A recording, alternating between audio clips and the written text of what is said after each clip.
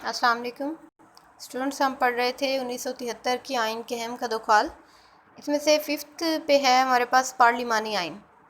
1973 کے آئین کے تحت ملک میں پارلیمانی نظام رائج کیا گیا تھا۔ اس سے پہلے جو 1956 کا آئین جو کہ پہلا آئین تھا، اس میں بھی پارلیمانی نظام ہی متعارف کروایا گیا تھا، لیکن نیکسٹ آنے والے آئین میں 1962 کے آئین میں صدر ایوب خان جو ہے انہوں نے صدارتی نظام متعارف کروایا، اور یہ کوئی اچھا تجربہ نہیں تھا، زیادہ عرصہ نہیں چل سکا تھا وہ سسٹم۔ تو اس کے بعد اب 1973 کے آئین میں اگین جو ہے وہ پارلیمانی نظام کو متعارف کروایا گیا تھا۔ اس کے مطابق ملک کا سربراہ صدر ہوتا ہے اور حکومت کا سربراہ وزیر اعظم ہوتا ہے، ٹھیک ہے۔ صدر کو پارلیمنٹ کے دونوں ایوان، قومی اسمبلی اور سینٹ، اور اس کے علاوہ چاروں صوبائی اسمبلیاں مل کر منتخب کرتی ہیں۔ اور وزیر اعظم کیسے منتخب ہوتا ہے؟ اس کا انتخاب قومی اسمبلی کی اکثریت سے عمل میں آتا ہے کہ اگر قومی اسمبلی میں جو پارٹی اکثریت میں ہوگی، جس پارٹی کے زیادہ ممبرز ہوں گے، انہی کی پارٹی سے وزیر اعظم لیا جائے گا، ان کے لیڈر کو وزیر اعظم منتخب کیا جائے گا، ٹھیک ہے۔ قومی اسمبلی کی جو میعاد ہوتی ہے وہ 5 سال ہوتی ہے، اور قومی اسمبلی کے جو نمائندے ہوتے ہیں ان کو عوام براہ راست اپنے ووٹوں کے ذریعے منتخب کرتی ہے۔ جو سینٹ کے نمائندے ہوتے ہیں ان کو انڈائریکٹلی منتخب کیا جاتا ہے۔ اس کے علاوہ سینٹ میں ہر صوبے کی طرف سے برابر کے نمائندے بھیجے جاتے ہیں، جبکہ قومی اسمبلی میں ان کی آبادی کے تناسب سے، ہر صوبے کی آبادی کے تناسب سے نمائندے ہوتے ہیں، ٹھیک ہے۔ جہاں تک صدر وزیر اعظم کے اختیارات کا تعلق ہے تو وہ آئین میں 70ویں ترمیم کی گئی تھی، اور اس کے ذریعے سے ان میں توازن پیدا کر دیا گیا تھا، ٹھیک ہے۔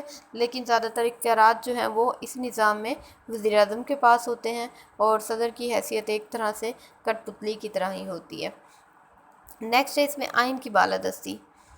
ہمارے ملک میں 2 بار نافذ شدہ آئین جو ہے وہ منسوخ کیے جا چکے ہیں، اور آئین بنانا جو ہے وہ کوئی اتنا آسان کام نہیں ہوتا ہے، تو اس لیے یہ جو موجودہ آئین تھا اس کی حفاظت کا بھی انتظام کیا گیا تھا، اور اس میں ایک دفعہ شامل کر دی گئی تھی کہ جو شخص بھی آئین کو توڑے گا یا توڑنے کی کوشش کرے گا یا توڑنے والے کا ساتھ دے گا تو اس پر سنگین غداری کا مقدمہ چلایا جائے گا، اور یہ سنگین غداری کی سزا کیا ہوگی؟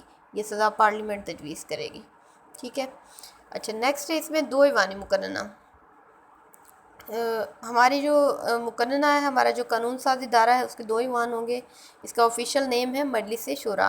ہم نے لاسٹ لیکچر میں یہی دیکھا تھا، ٹھیک ہے۔ ہماری جو قانون ساز ادارہ ہے، ہماری جو پارلیمنٹ ہے، اس کا آفیشیل نیم ہے مجلس شورا۔ اس کے 2 ایوان ہوں گے، ایک ایوان بالا جو کہ سینٹ ہے، اور ایوان زیریں جو ہے وہ قومی اسمبلی ہے، ٹھیک ہے۔ اس سے پہلے جو آئین تھے 1956 کا آئین اور 1962 کا آئین، ان میں یک ایوانی مقننہ تھی، ٹھیک ہے۔ اور یہ ہم ڈسکس کر چکے ہیں کہ قومی اسمبلی کے جو ممبرز ہوتے ہیں ان کو براہ راست منتخب کیا جاتا ہے، اور سینٹ کے جو ممبرز ہوتے ہیں ان کو انڈائریکٹلی منتخب کیا جاتا ہے۔ قومی اسمبلی کے جو ہے وہ 342 ممبرز پر مشتمل ہے، اور جو سینٹ ہے اس کے ممبرز کی تعداد ہے 104۔ تو مجلس شورا کے کل ممبران کی تعداد 446 ہے، ان کے 342 قومی اسمبلی کے اور 104 سینٹ کے۔ نیکسٹ ہے اسلامی آئین۔ پاکستان کے اس آئین کو اس لحاظ سے اسلامی آئین کہا جاتا ہے کہ اس میں مملکت کا سرکاری مذہب اسلام قرار دیا گیا ہے۔ ہم نے پہلے بھی ڈسکس کیا ہے، اس سے پہلے کسی بھی آئین میں یہ چیز ڈکلیئر نہیں کی گئی تھی۔ اور اس کے علاوہ پاکستان کا نام جو ہے وہ اسلامی جمہوریہ پاکستان ہوگا، اور صدر اور وزیر اعظم جو ہے ان کے لیے بھی یہ ضروری ہے کہ وہ مسلمان ہوں، اور ان پر لازم ہے کہ وہ ختم نبوت پر بھی ایمان رکھتے ہوں۔ اچھا جی، نیکسٹ اس میں آزاد اور خود مختار عدلیہ۔ 1973 کے آئین میں آزاد عدلیہ کی ضمانت فراہم کی گئی تھی، اور ججوں کا جو تقرر ہے وہ صدر پاکستان کے ہاتھ میں ہوتا ہے، اور ان کی جو برطرفی ہے وہ سپریم جوڈیشل کونسل کی سفارشات پر صدر ہی کرتا ہے۔ اور کسی بھی آزاد ملک میں جہاں پر جمہوریت ہوگی وہاں پر یہ ضروری ہے کہ عدلیہ آزاد ہونی چاہیے، اس پر کسی قسم کا دباؤ نہیں ہونا چاہیے، تاکہ وہ انصاف کے تقاضے پورے کرتے ہوئے فیصلے کر سکے اور اپنے فرائض کو انجام دے سکے۔ اچھا جی، نیکسٹ ہے اس میں استحصال کا خاتمہ۔ استحصال کیا ہوتا ہے؟ کسی بھی شخص کو اپنے فائدے کے لیے یوز کرنا۔ اس آئین میں یہ کہا گیا تھا، ریاست کے لیے ضروری قرار دیا گیا تھا کہ وہ ملک سے استحصال کا خاتمہ کرے، اور اس کے ایسے حالات بتدریج ملک میں پیدا کر دے کہ ہر شخص کو انصاف ملے، اور کسی بھی شخص کی کمزوری کو دیکھتے ہوئے، اس کی کمزوری سے فائدہ اٹھاتے ہوئے کوئی بھی اس کا استحصال نہیں کر سکے۔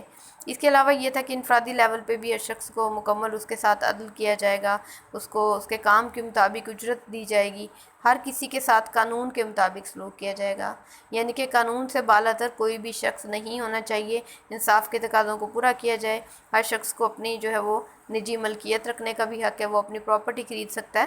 یہ تمام چیزیں بھی اس آئین میں ڈکلیئر کی گئی تھیں۔ نیکسٹ اس میں قومی زبان، اردو جو ہے وہ پاکستان کی قومی زبان ہوگی، اور اس کے علاوہ سرکاری زبان انگلش ہوگی، لیکن 15 سال کے عرصے میں اردو کو سرکاری زبان کی حیثیت سے رائج کرنے کے بھی انتظامات کیے جانے تھے، جو کہ آج تک ایسا نہیں ہو سکا۔ نیکسٹ بنیادی حقوق، آئین میں شہریوں کو تمام بنیادی حقوق حاصل ہیں، اور ان کی شہریوں کے جو بنیادی حقوق ہوتے ہیں ان کی فراہمی کا دار و مدار جو ہے وہ دو چیزوں پر ہوتا ہے۔ ایک چیز تو یہ ہے کہ آئین میں ان کو مکمل ڈیٹیل کے ساتھ بیان کیا جائے کہ شہریوں کے بنیادی حقوق یہ ہیں، اور دوسرا یہ ہے کہ اس ملک کی عدلیہ کو آزاد ہونا چاہیے۔ اگر اس ملک کی عدلیہ آزاد ہوگی تو پھر وہ اپنے فرائض ٹھیک سے ادا کرے گی، اور کسی کو بھی عوام کے بنیادی حقوق چھیننے کی اجازت نہیں دے گی۔ تو اس آئین میں بھی اپنی طرف سے وہ پورا ایک انتظام کیا گیا تھا کہ عوام کو ان کے بیسک رائٹس ملنے چاہئیں، اور یہ تمام رائٹس ان کو کسی بھی قسم کی مذہبی، نسلی، لسانی اور نسبی امتیازات کے بغیر فراہم کیے جائیں گے۔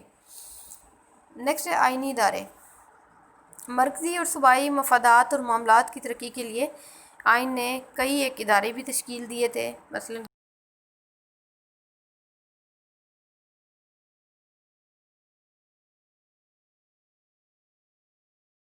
کہ اس میں ادارے ہیں، یہ آئین کے حدود کے اندر